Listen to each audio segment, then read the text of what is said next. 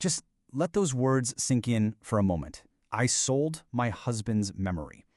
That's a quote from a woman who lost absolutely everything. And it's about so much more than just money, isn't it? It's about losing trust, losing hope, losing a connection to someone you loved. So how did she get to this point? Let's unpack.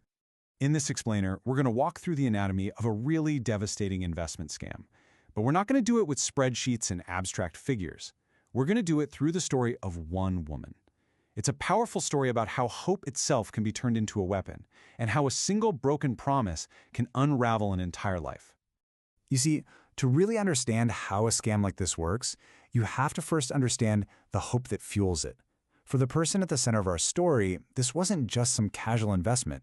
It was a desperate grab for a little bit of security from a woman who was already living right on the edge. That hope, it was her lifeline, but it was also her biggest vulnerability. So let me introduce you to Yasmin. She's 50 years old, a widow, and her whole world is her 3 teenage kids. She works these grueling nights at a sewing factory, all to try and build a future that her husband is no longer there to help with. It's that mix of deep, deep love for her children and incredible financial pressure that creates this perfect storm of vulnerability. And right into this life, filled with sacrifice and constant worry, an opportunity shows up. But here's the thing. It doesn't come from some slick salesman in a suit. No, it comes from someone she knows, someone right there in her own community. And that is exactly what makes it so incredibly dangerous. And this is the exact moment the trap is sprung. The pitch comes from a younger woman from her street named Humaira.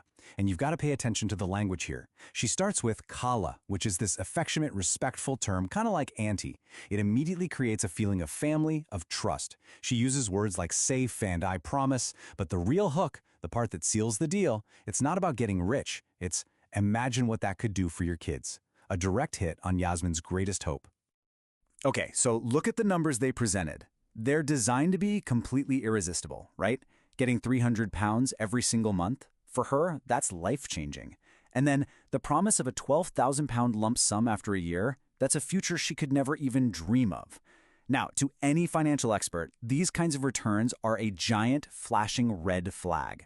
But for Yasmin, they just looked like a lifeline. But here's the catch. Yasmin doesn't have 3,000 pounds just sitting in a bank account. To get the money, she has to sell the very last, most precious thing she has left of her late husband. The gold bangles he gave her on their wedding day. So you see, this isn't just an investment of money. It's an investment of her memories, her past, a piece of her soul. 3,000 pounds. That was the price of her husband's memory, the down payment on a dream for her children. It was a number that represented the total sum of her trust, all of it, placed in one single promise. And for a little while, it actually felt like her prayers had been answered. The first few payments came through right on time. It was this huge relief, a little taste of that security she'd been fighting for. But that fragile hope, it was about to be completely shattered. This timeline, man, this is classic scam 101. For 3 months, everything works like a dream. See, what these schemes do is they use the money from new investors to pay the early ones. It creates this illusion that everything is legit, and that builds incredible trust.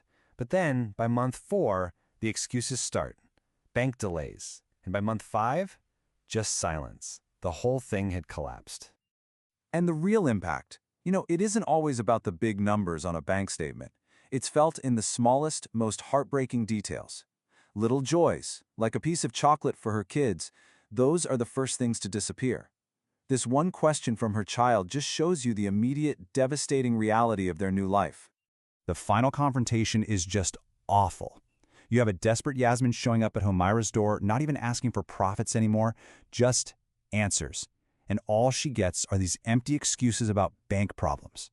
And in that one moment, every last shred of hope she had just vanishes, replaced by the cold, hard fact that everything is gone. Losing the 3,000 pounds was just the beginning. The real cost of this betrayal, it was like a stone thrown into a pond. The ripples just spread out and wrecked every single part of Yasmin's life. Let's just break down the total cost here, because it's staggering. Financially, okay, her savings and that priceless heirloom were gone. But in her family, her son's dream of going to university was crushed. Another child dropped out of school. Resentment started to creep in. In her community, the shame she felt made her pull away from everyone. And psychologically, the weight of the guilt, the broken trust, it led to a deep depression. This is the real, devastating aftermath of a scam. Of course, a story like this doesn't stay quiet. It became a cautionary tale whispered around the neighborhood. And the reactions people had, well, they were a painful mix of a little sympathy, a lot of misunderstanding, and some really cruel judgment. And listen to this quote. It's so telling, isn't it? It's a complete misreading of what happened. Some people in her community didn't see a desperate mother trying to give her kids a better life. No, they saw a greedy woman who got what was coming to her. It's just classic victim blaming, and it completely lets the actual predator off the hook. This right here, it just puts the whole sick injustice in the spotlight. On one side, you have Yasmin, just drowning in this ocean of shame and guilt, feeling like she failed her kids. And on the other side, the alleged mastermind of the whole scheme, a woman named Ghazala Din. To her, Yasmin was just another name on a list, just another pawn in a cold, heartless game, a game with no remorse and, for a very long time, zero consequences. So we're left with this question. The easy answer, the one that lets us all feel comfortable, is to say, greed blinds people. But I think this story forces us to ask a much harder question. What if the real reason people fall for these scams isn't a desire for more, but a desperate, all-consuming need to simply have enough?